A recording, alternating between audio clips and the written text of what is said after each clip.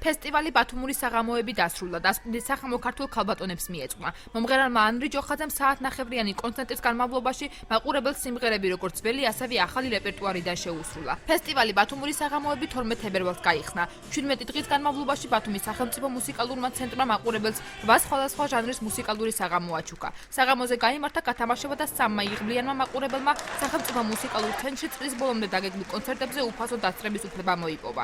ბათუმის სახელმწიფო მუსიკალური ცენტრის წარმომადგენლების თქმით, ფესტივალი ტრადიციული გახდება.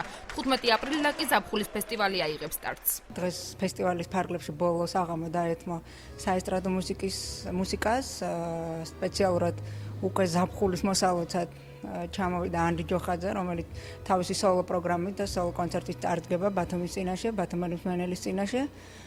რაც შეეხება სამომავლო გეგმებს, უკვე 15 აპრილიდან იგეგმება შემდეგი გაზაფხულის მუსიკალური ფესტივალი, რომელიც სერიულად იქნება იგივე როგორც დანარჩენი მუსიკალური ფესტივალი. ძალიან მიხარია, რომ ფესტივალის ფარგლებში ჩემი საღამო ხურავს ამ ყველაფერს, ან გაზაფხულის პირველი დღე უწევს, მანდილოსნებს მივუძღვნით ძალიან ბევრ სიმღერას სიყვარულზე. პრინციპში ამის მოლოდინიც დიდია ქალბატონებში.